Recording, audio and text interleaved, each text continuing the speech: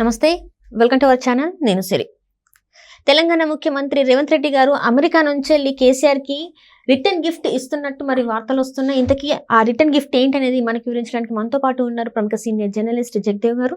నమస్కారం సార్. నమస్తే సార్, ఇప్పుడు చూస్తుంటే రేవంత్ రెడ్డి గారు కేసీఆర్ గారికి రిటర్న్ గిఫ్ట్ ఇవ్వబోతున్నారు అన్నట్టు మరి వార్తలు వస్తున్నాయి. ఇందులో ఎంతవరకు వస్తుంది? అసలు రిటర్న్ గిఫ్ట్ అంటే అసలు ఏంటి ఆ రిటర్న్ గిఫ్ట్? నేను అట్లాగే ఒకసారి వాక్ అయ్యాను. రిటర్న్ గిఫ్ట్ అంటే మేబీ ఏదైతే పెట్టుబడుల కోసమో లేదంటే హైదరాబాదు విశ్వనగరంగా తీర్చిదిద్దడానికి ఇంకా అవసరమైన ఇంకా మేజర్ వరల్డ్ లెవెల్లో టాప్ 10లో ఉన్న కంపెనీస్ని ఇంకా తీసుకురావడానికి ఉద్దేశంతోనో అవి తీసుకొచ్చి ఎస్టాబ్లిష్ చేసే ఉద్దేశంగా అనుకున్నాను. కానీ ఇక్కడ జరుగుతున్న పరిణామాలు మాత్రం అలా కనిపించట్లేదు. ఎందుకంటే ఏదైతే ఆగస్టు 15 ఆగస్టు లోపు రైతు రుణమాఫీ చేయలేకపోతే మీరు రాజీనామా చేస్తారని హరీష్ రావు గారు సవాలు విసరడం, ఏదైతే డిసెంబర్ 3నో 4నో ప్రమాణ స్వీకారం 7 అనుకుంటా 7న ప్రమాణ స్వీకారం చేసిన తర్వాత డిసెంబర్ 3న కౌంటింగ్ అయినట్టుంది. డిసెంబర్ 7న ఇప్పుడు ప్రమాణ స్వీకారం చేశారు రేవంత్ రెడ్డి గారు. అప్పుడే బీఆర్ఎస్ వాళ్ళు సీతక్కను కానీ రేవంత్ రెడ్డి గారిని కానీ నీటిపారుదలకు సంబంధించి కానీ రైతులకు సంబంధించి కానీ అప్పుడే విమర్శలు చేయడం స్టార్ట్ చేశారు డే 1 నుంచే. సో ఎంతమంది ఎన్ని చేస్తున్నా కూడా అన్నిట్లో తానే అటు క్యాన్వాసింగ్, ఎలక్షన్స్ ముందు క్యాన్వాసింగ్ కానీ ఎలక్షన్స్ అయిపోయిన తర్వాత ముఖ్యమంత్రిగా సభానాయకుడిగా ఏదైతే బాధ్యతలు స్వీకరించారో అప్పుడు కూడా ఆ నాయకత్వ లక్షణాలు పుణికిపుచ్చుకొనే కౌంటర్లకి ప్రతి కౌంటర్లు ఇవ్వడం, ప్రతి ఒక్కరికి ఈవెన్ ఎంఐఎంఐల వాళ్ళకి కానీ బీఆర్ఎస్ వాళ్ళకి కానీ బీజేపీ వాళ్ళకి ఎవరికైనా ఎవరేం మాట్లాడినా అన్నీ ముఖ్యమంత్రి గారే కౌంటర్లు ఇస్తున్నారు. ఏదైతే హరీష్ రావు గారు సవాలు విసిరారో సరే అని చెప్పి ఆ సవాళ్ళకు అనుకూలంగానే జూలై నెలలో 1,00,000 వరకు ఉండే వాళ్ళు రుణమాఫీ చేశారు. ఆగస్టు మొదటి వారంలో కూడా 2 లక్షల వరకు కూడా మాఫీ చేశారు. ఆల్మోస్ట్ ఆల్ రైతు రుణమాఫీ ఏదైతే ఉందో ఫుల్ఫిల్ చేశారు. అయితే ఇప్పుడు 15 లోపే అన్నీ జరిగాయి. చేసే ఈయన అమెరికా వెళ్ళారు. అయితే ఎంత చేస్తున్నా కూడా బీఆర్ఎస్ ప్రతి దాడికి కొడుతూనే ఉంది. మీరు ఇట్లా ఇంకా అది చేయలేదు, ఇది చేయలేదు, ఇది చేయలేదు. వాళ్ళు చేస్తున్నప్పటికీ ఈయన విదేశాల్లో ఉన్నారు కదా, ఇక్కడ మరి కౌంటర్లు ఇవ్వాల్సింది ఎవరు? మిగతా ఇంతమంది మంత్రులు ఉన్నారుగా, మంత్రులు ఎవరో ఒకరు మీడియా పాయింట్ దగ్గరకు వచ్చి మాట్లాడడమో లేదా ప్రెస్ మీట్ మాట్లాడడమో గాంధీ భవన్లో మాట్లాడడమో ఏదో చేయాలి. ఎవరు సరైన కౌంటర్లు ఇవ్వట్లే. మేబీ వీళ్ళు ఏదన్నా మాట్లాడుతున్నారు ఎందుకులే అని చెప్పి పట్టించుకోవట్లేదా, లేదంటే అనవసరంగా వీళ్ళెందుకు కెలుక్కొని వీళ్ళెందుకు హైలైట్ చేయడమా అనే ఉద్దేశంతోనో ఎవరు కౌంటర్లు ఇవ్వట్లే. బట్ రేవంత్ రెడ్డి గారు మాత్రం వచ్చిన తర్వాత ఖచ్చితంగా వీళ్ళు ఈ 4 రోజుల్లో లేదా వారం రోజులు ఇచ్చిన ప్రతి మాటని నోట్ చేసుకుని కూడా దానికి కౌంటర్ అయితే అబ్జెప్పేస్తాడు ఆయన. అనా పైసాతో సహా వడ్డీ చెల్లించేస్తాడు. సో ఇప్పుడు వీళ్ళు ఎంత చేసినా వీళ్ళు ఏదో ఒకటి అంటున్నారు. 9 మంది ఎమ్మెల్యేలు, 6 ఎమ్మెల్సీలు కాంగ్రెస్ వైపు మొగ్గు చూపినా కూడా ఇంకా బీఆర్ఎస్ అదే ధోరణిలో మేము తెలంగాణ ఉద్యమం కోసం పుట్టిన, తెలంగాణ సమాజం కోసం పుట్టిన పార్టీ మాది, పడతాం లేస్తాం మళ్ళీ మేము ప్రశ్నిస్తుంటాం పోరాడుతూనే ఉంటాం అన్నట్టుగా కేటీఆర్ గారు మనం ట్వీట్ చేసిన నేపథ్యంలో సరే వీళ్ళకి ఇంకా చెక్ పెట్టాలంటే ఏంటి, గ్రేటర్ హైదరాబాద్లో ఉండే కీలకమైన వ్యక్తులు ముగ్గురు కూడా బీఆర్ఎస్ నుంచి కాంగ్రెస్లోకి లాక్కునే వాళ్ళు ఎలాగ మొగ్గు చూపుతున్నారు ఇటు రావడానికి, వీళ్ళు కూడా పార్టీలో చేర్చుకునే అంశం మీద కూడా ఇప్పటి నుండే మంత్రాలు జరుపుతున్నారు. రేవంత్ రెడ్డి గారు రాగానే ఆ బాంబు పేల్చే అవకాశం ఉందన్నట్టుగా ఆల్రెడీ వార్తలు అయితే వినిపిస్తున్నాయి. ఎవరో ప్రముఖులు అనేది కొద్ది రోజుల్లో తెలుస్తుంది. ఆల్రెడీ ఫోన్ల ద్వారా కానీ లేదంటే రేవంత్ రెడ్డి గారి అనుచరుల ద్వారా కానీ కాంట్రాక్ట్లో ఉన్నారు. గతంలో మా నియోజకవర్గం సమస్యల కోసం వెళ్ళి ముఖ్యమంత్రి గారిని కలిసామని చెప్పి పుష్పగుచ్చం ఇచ్చి మరీ కలిసిన వాళ్ళు కూడా ఉన్నారు. ఇందులో ఆ పేర్లు త్వరలోనే తెలుస్తాయి. సో ఇట్లాగా వీళ్ళకి చెక్ పెట్టడం అంటే కేవలం బీఆర్ఎస్ నాయకులను ఎవరైతే ఉన్నారో వాళ్ళని మనలో కలుపుకోవడమే. ఎందుకంటే మరోవైపు బీఆర్ఎస్ ఏదైతే ఉందో న్యాయ నిపుణుల సలహాతో నెల రోజులైనా అవ్వకముందే బీఆర్ఎస్ పార్టీ గుర్తువో బీఆర్ఎస్ బీఫామ్తో గెలిచిన వాళ్ళు కాంగ్రెస్లోకి జంప్ అయ్యారు కాబట్టి వాళ్ళ మీద చర్యలు తీసుకునే దిశగా బీఆర్ఎస్ కసరత్తు చేస్తుంది. దాని మీద కేటీఆర్ గారు ఢిల్లీ వెళ్ళి వచ్చారని కూడా ఆ మధ్య వార్తలు చూసాం. అంటే ఇక్కడ ఇంకొక న్యూస్ ఏంటంటే సార్, ఆల్రెడీ ఎవరైతే వెళ్ళారో కొంతమంది మళ్ళీ బీఆర్ఎస్ లోకి రావడం జరిగింది, ఇంకొంతమంది లేదు ఒకే ఒక్కరు వస్తారన్నట్టుగా వార్త వచ్చింది. ఆ ఒక్కరు కూడా ఆయన మళ్ళీ స్టేట్మెంట్ ఇచ్చాడు. ఆయన లేదు అదేం లేదు నేను ఏం వెళ్ళట్లేదు ఇక్కడే ఉంటున్నాను కూడా స్టేట్మెంట్ ఇచ్చాడు ఆయన.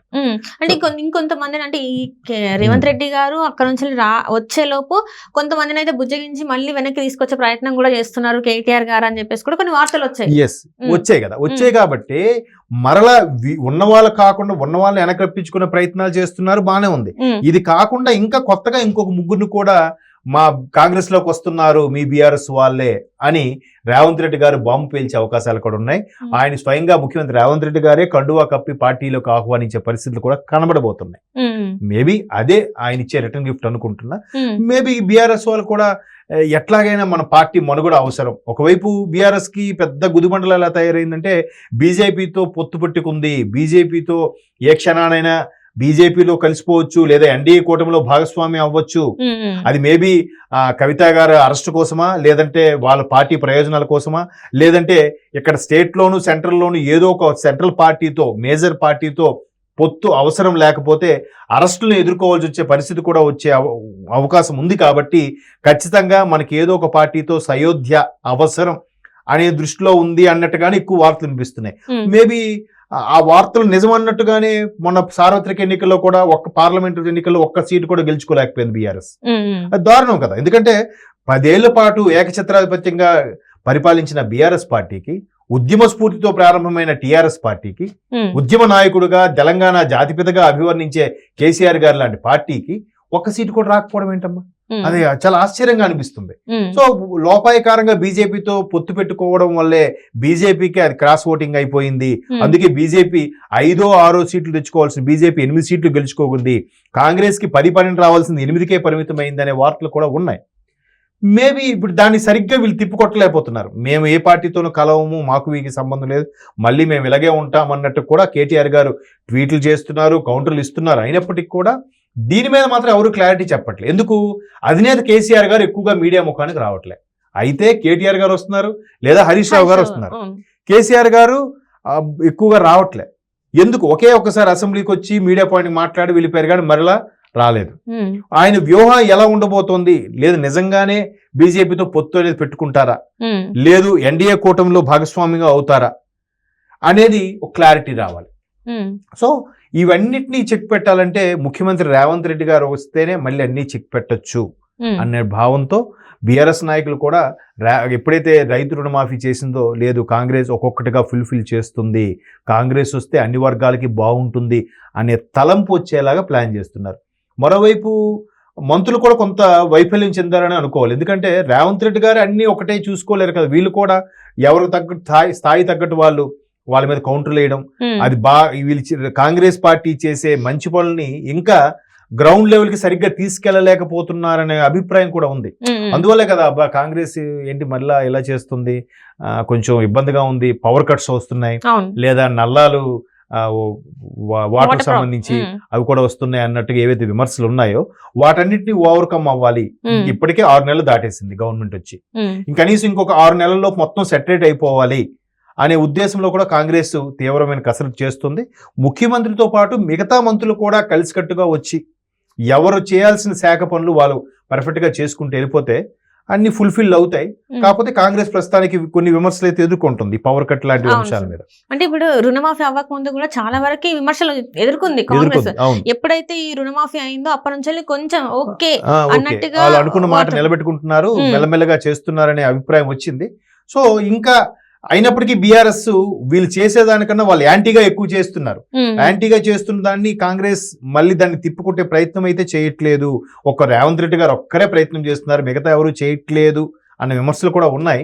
చూద్దాం మరి ఆయన విదేశాల నుంచి వచ్చిన తర్వాత దీని మీద ఒక సమీక్ష నిర్వహించి కాంగ్రెస్లో ఉండే ప్రతి మంత్రి కూడా వాళ్ళ మీద తిప్పుకొట్టేలాగా శస్త్రాలు ఉపయోగిస్తారు లేదో చూడాలి. మరోవైపు కేసీఆర్ గారు కూడా ఈ మేడిగడ్డ వ్యవహారం కానీ కాళేశ్వరం వ్యవహారం కానీ దీనికి సంబంధించి కేసులు కూడా ఎదుర్కొనే అవకాశాలు ఉన్నాయన్నట్టు కూడా వార్తలు వినిపిస్తున్నాయి.